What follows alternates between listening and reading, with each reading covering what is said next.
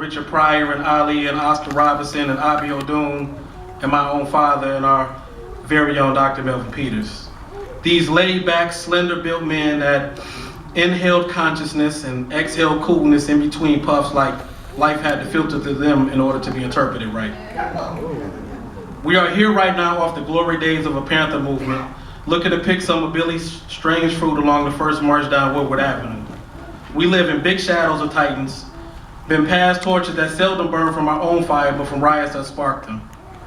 We've been prepared for these moments, but in Doc's words, we got lost in bougie soirees, trying to be cute and shit, when our pinky fingers turned out. We owe the kids behind us a lot more, to leave legacies for them to build on like the ones that we have.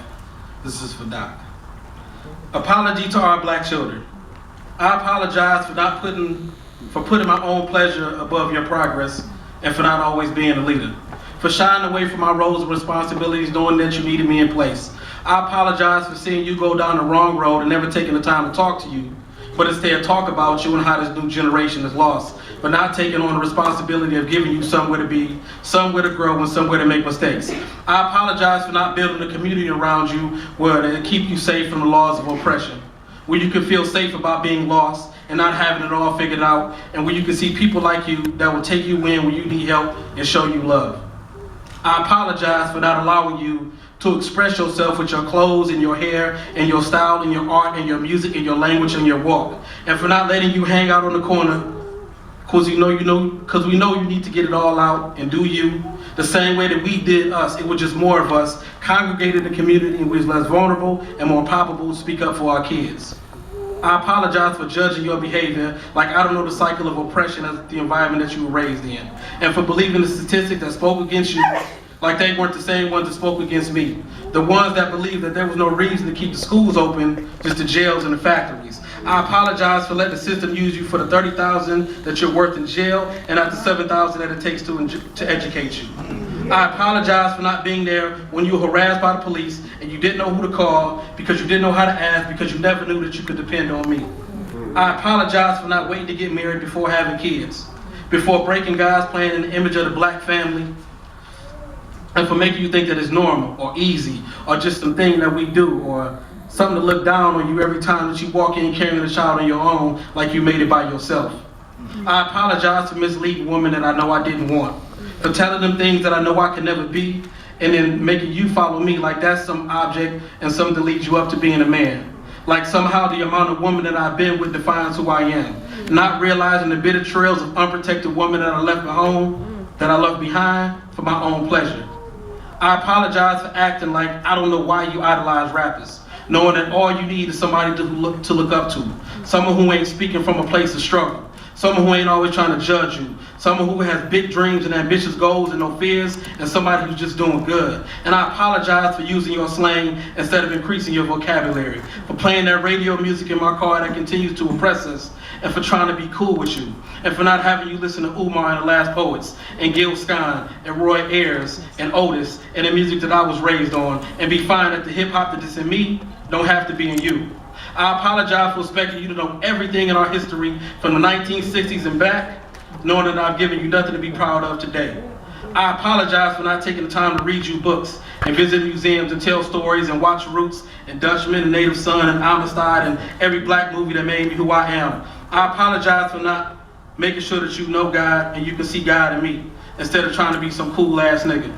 I apologize for not praying for you. And I mean really praying for you. Not that I'm going to say it because it sounds good, but to praying for you because I know you. And not just for the applause and for the accolades, but enough to let God know that these is our kids and we ain't leaving no more lives up to chance. I apologize for not having the courage to speak up when I know that you needed me.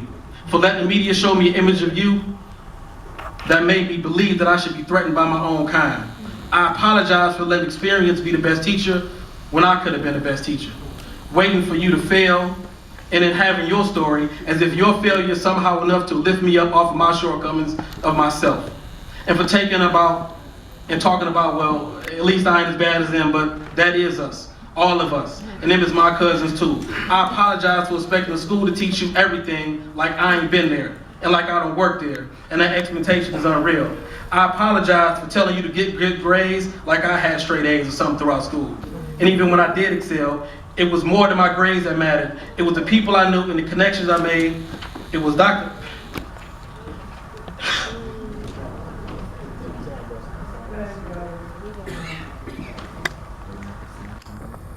It was Dr. Peters being more of a father than a professor, where my own father died.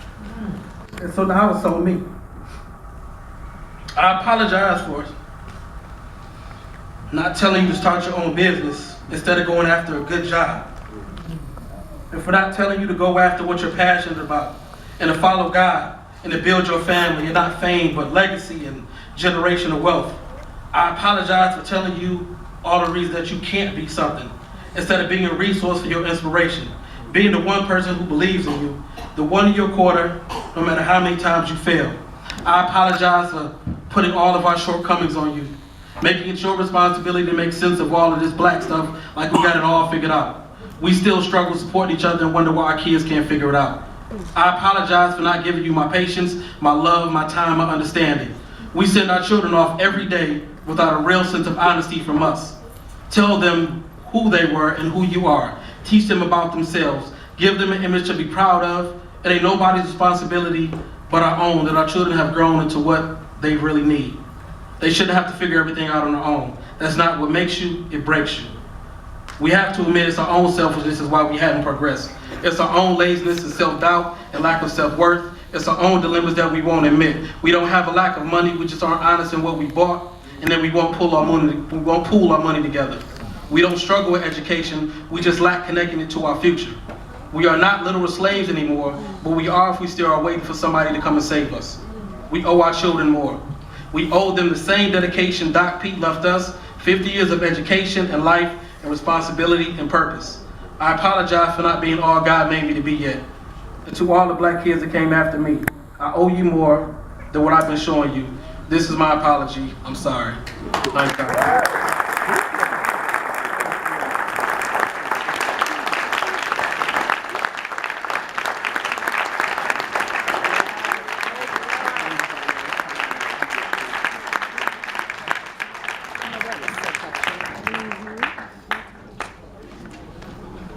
I'm going to